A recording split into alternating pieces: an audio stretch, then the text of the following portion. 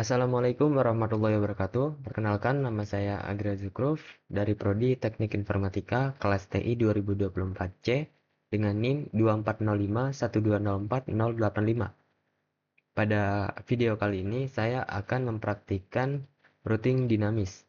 Tapi sebelum itu kita perlu tahu terlebih dahulu apa itu routing dinamis. Jadi, routing dinamis adalah sebuah router yang memiliki dan membuat tabel routing secara otomatis dengan mendengarkan lalu lintas jaringan dan juga dengan saling berhubungan antara router lainnya. Routing dinamis juga terbagi menjadi 5. Yang pertama ada RIP atau Routing Information Protocol, yang kedua IGRP atau Internal Gateway Routing Protocol, yang ketiga ada OSPF atau Open Shortest Path First, dan yang keempat ada AGRP atau Enhanced Internal Gateway Routing Protocol, dan yang terakhir ada BGP, Border Gateway Protocol. Pada video kali ini saya akan mempraktikkan pada bagian RIP atau Routing Information Protocol. Mungkin kita akan langsung saja masuk ke praktikumnya. Di sini saya sudah membuat model yang sama seperti pada video sebelumnya, yaitu routing statis. Maka kita langsung masuk saja ke bagian router 1. Di bagian router 1 ini, pada bagian interface-nya tidak ada yang berbeda dengan routing statik, yang dimana IP address-nya dan juga yang lain-lain itu masih sama seperti routing statik, tapi yang berbeda itu ada di bagian routing sini. Dimana kalau kita praktikum routing statik, maka mengisi address-nya itu atau network-nya itu di bagian routing statik. Tetapi karena kita akan mempraktikkan routing dinamis, maka kita akan memasukkan network-nya itu di bagian RIP. Nah, sedikit catatan bahwa sebelum kita memasukkan address atau network ke RIP ini, kita perlu mengosongkan terlebih dahulu network yang ada di statik. Jadi misalnya kalau sudah ada di sini networknya, kita bisa remove saja biar tidak ada network yang tersedia di statik. Kebetulan saya sudah mengosongkan routing atau network address pada statik, kita bisa langsung masuk ke RIP. Nah, di bagian RIP ini saya juga sudah menambahkan network address dari tiap router, baik itu router 2 dan juga router 3. Ditambah juga alamat ke PC 3. Jadi, untuk mengarah ke ke router 2, kita akan menambahkan network address-nya yaitu 12.0.0.0. Lalu untuk mengarah ke router 3, kita akan menambahkan networknya yaitu 13.0.0.0. Dan untuk ke PC 3, kita akan menambahkan networknya itu 192.168.1.0. Setelah semua network ini ditambahkan, kita bisa langsung close saja dan kita akan masuk ke router kedua. Di router kedua ini masih sama, untuk interface-nya sendiri sudah sama seperti routing statik, jadi tidak ada yang perlu diubah. Yang berbeda pada bagian routing RIP. Sebelum ini sama seperti pada router pertama, kita perlu memastikan bahwa di bagian statik sini sudah tidak ada network address. Karena sini sudah tidak ada, kita bisa langsung masuk ke routing RIP. Di bagian routing RIP ini saya sudah menambahkan network address yaitu 12.0.0.0 yang berasal dari router 1, lalu ada network address 23.0.0.0 yang mengarah ke router 3, dan juga ada 192.168.1.0 yang mengarah ke PC 3.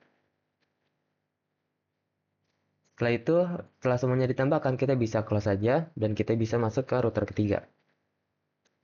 Di router ketiga ini kurang lebih sama seperti router 1 dan juga router 2. Yang berbeda, kalau di router 1 ini hanya ada 2 alamat dan juga router 2 juga mengarah ke 2 alamat. Maka pada router 3 ini akan mengarah ke 4 alamat, yaitu pada router 1, router 2, server 1 dan juga server 2. Sehingga pada routing RIP-nya terdapat 4 network address. Yang pertama ada 13.0.0.0 yang merupakan jalur yang tersambung dengan router 1, lalu ada 23.0.0.0 yang mengarah ke router 2 dan juga ada arah ke server 1 yaitu 33.0.0.0. Selanjutnya yang terakhir ada 43.0.0.0 yang mengarah ke server 2. Setelah itu kita close saja. Setelah semua itu terisi, kita bisa lanjutkan ke langkah berikutnya.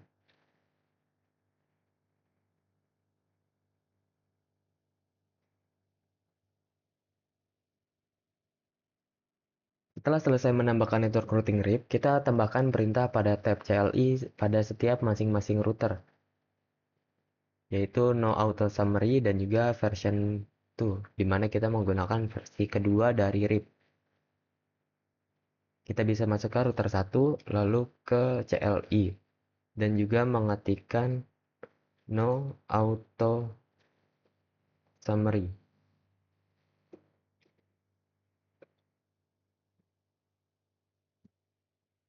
Dan juga version 2. Kita bisa close saja.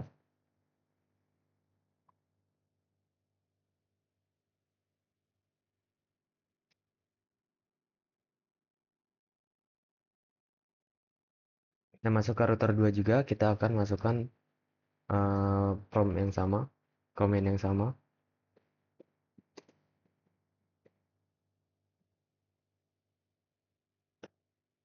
Kita close dan masuk ke router ketiga.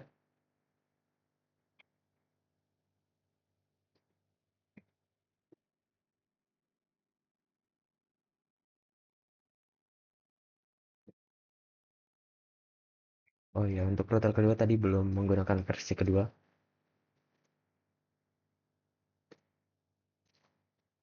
Setelah kita menggunakan CLI tadi, kita akan save settingan tersebut dengan masuk ke config, lalu global, settings, dan save. Kita ke router, lalu kita ke config, settings, global di settings, dan juga kita save. Sudah kita save, kita close. Begitu juga pada router 2, config, global settings, dan save. Dan yang terakhir router 3, config, global settings, dan save. Setelah itu, untuk menampilkan table routing pada masing-masing router, silakan masukkan perintah berikut pada CLI router. Nah, sebelum itu untuk merestart dan meload seluruh konfigurasi device, maka tekan tombol Power Cycles Device. Maka kita bisa klik ini saja untuk mereset. Kita tunggu beberapa saat agar jaringannya terhubung kembali yang ditandai dengan uh, tanda panah yang berwarna hijau.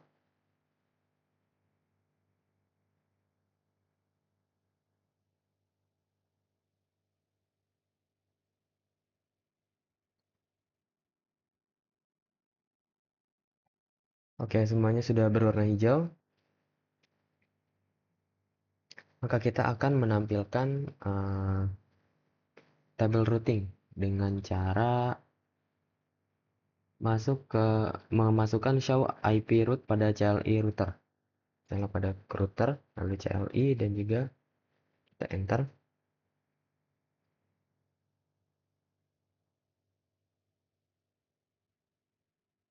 Show IP route.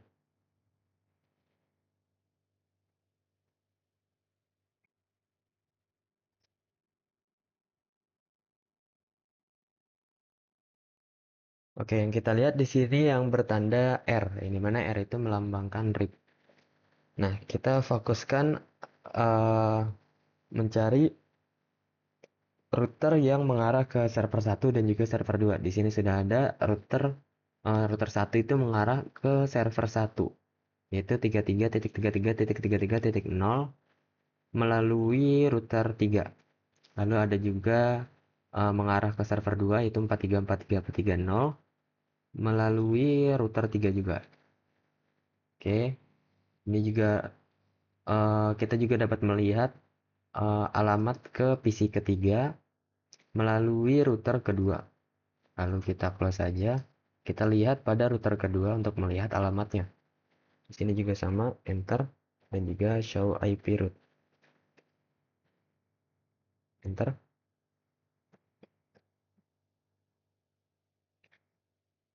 Pada router kedua juga sudah terdapat alamat menuju ke server 1 melalui router ketiga. Lalu ada juga router ketiga juga sudah menambahkan alamat ke server kedua melalui router ketiga. Ini juga sudah ada melalui ke PC1 dan PC2. Lalu kita close saja dan masuk ke router ketiga. Kita akan melihat di sini show IP route.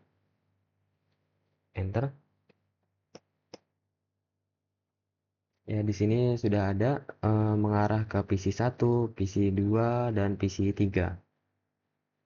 Karena semuanya sudah, kita close saja dan lanjut ke langkah berikutnya. Lalu pindahkan mode ke simulasi lalu buat skenario seperti berikut. Kirimkan sampel PDU dari PC1 ke PC2. Lalu ke simulasi. Lalu kita hidupkan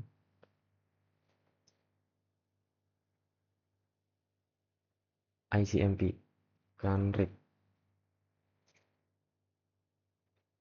Setelah itu dari PC1 ke PC2. Kita next. Kita ulang.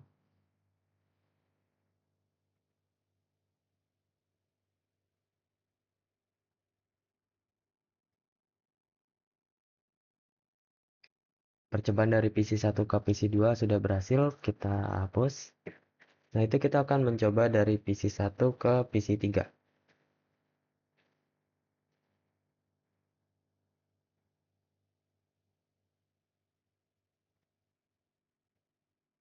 Kita ulang.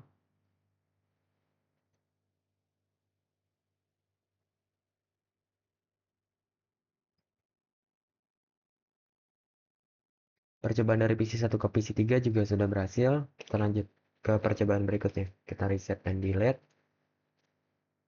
Lalu dari PC1 ke server 1. Percobaan ini kurang lebih sama seperti routing statik.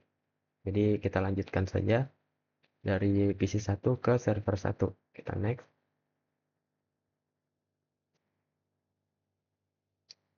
Kita ulangi.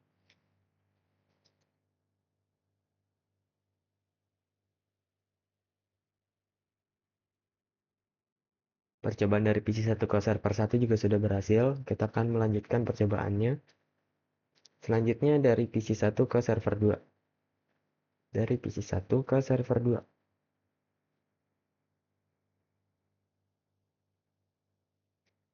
Kita ulangi lagi.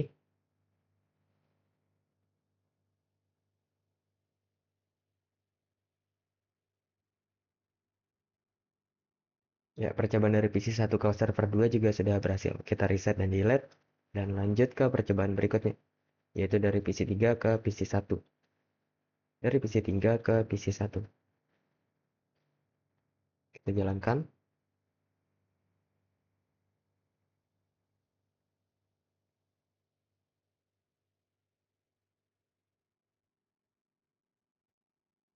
Percobaan dari PC3 ke PC1 juga sudah berhasil. Kita lanjutkan. Dari PC3 ke PC2.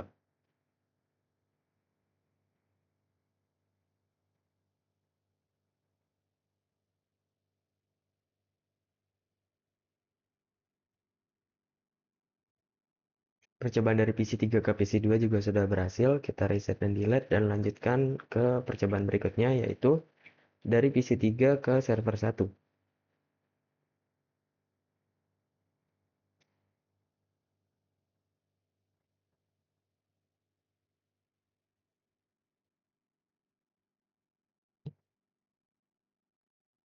Percobaan dari PC3 ke server 1 juga sudah berhasil. Kita bisa reset dan delete. Lalu lanjutkan dari PC3 ke server 2.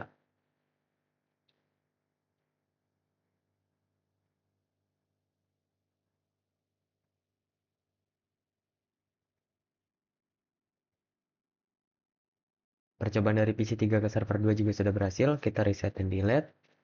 Lalu percobaan selanjutnya yaitu server 1 ke server 2.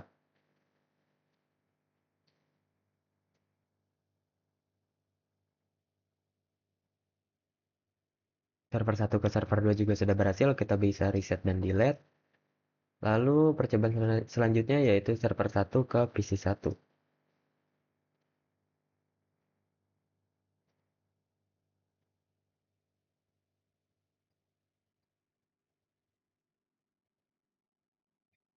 Percobaan dari server 1 ke PC 1 juga sudah berhasil. Kita lanjutkan dari server 1 ke PC 2.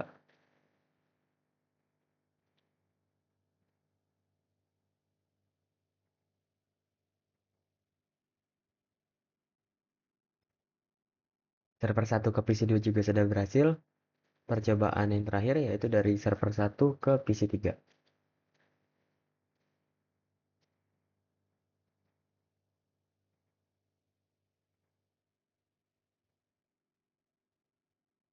Percobaan pengiriman PDU dari server 1 ke PC 3 juga sudah berhasil. Kita bisa reset dan delete dan lanjutkan ke langkah berikutnya, yaitu setelah selesai membuat simulasi pada poin 3, kembalikan mode ke real time lalu coba lakukan tracing dengan arah seperti poin 3 lalu amati hasil penelusuran rutenya.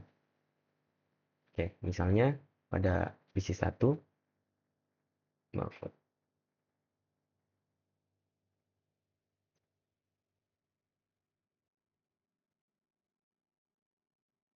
reset ke, kita akan mengajak ke server 1 misalnya, yaitu 33.0.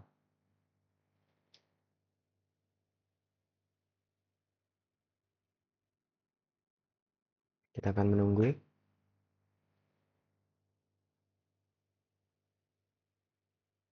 Sebelumnya masuk ke mode real time terlebih dahulu. Nah, di sini bisa kita lihat eh, pengiriman PDU tadi melalui mode real time dari PC 1 ke server 1 melalui router 3. Jadi dari PC 1 atau router 1 sini dikirim ke router 3. Lalu kita akan mengecek juga hmm, mengarah atau mengirim pesan ke PC 3, yaitu dengan cara tracer 192.168.1.1.128. Nah, di sini juga sudah berhasil, di mana pada pengiriman ini melalui router 2 yang di sini ditulis dengan alamat 121.12.12.12.2. Karena sudah berhasil, kita bisa close saja. Lalu selanjutnya yaitu buat skenario jalur routing R1 ke R3 jalurnya putus dengan mendisable salah satu interface router yang terhubung dengan router 1 dan router 3. Misal interface serial R3 R1, kemudian tunggu sekitar 15 sampai 20 detik. Setelah itu kita coba ke bagian kabel.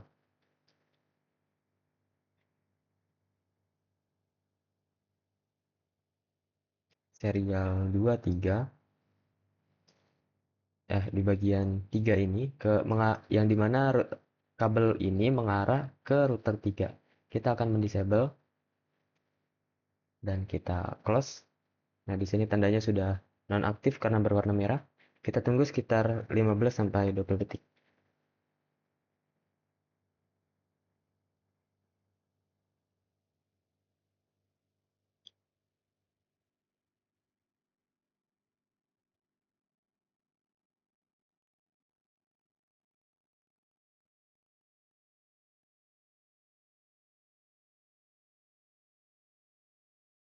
Oke, mungkin sudah cukup ya.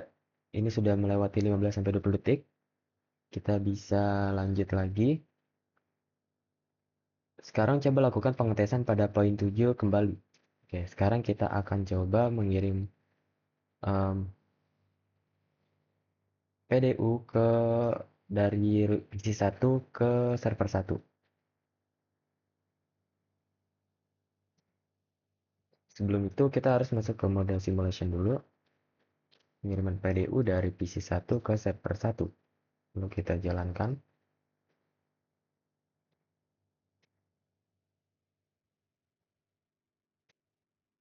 Ya, otomatis karena jalur dari router 1 ke router 3 itu diputus, maka pesan ini tidak bisa langsung dikirimkan ke router 3. Sehingga karena tipe routing ini adalah dinamis, jadi dia bisa melewati router 2 dulu, baru ke router 3, dan selanjutnya baru masuk ke server 1. Ini yang membedakan antara routing dinamis dan routing statik. Kalau routing statik, jika salah satu terputus, maka tidak bisa pindah jalur. Jadi cuma itu aja jalannya. Tapi bedanya pada routing dinamis ini dia bisa lebih fleksibel. Dimana kalau salah satu jalur terputus, sementara jalur yang lain itu masih terhubung, maka pesan itu akan mencoba melewati jalur tersebut sehingga sampai ke tujuan. Kita coba lagi misalnya dari kita reset dulu dan delete, lalu kita coba lagi pengiriman PDU dari PC1 ke server 2.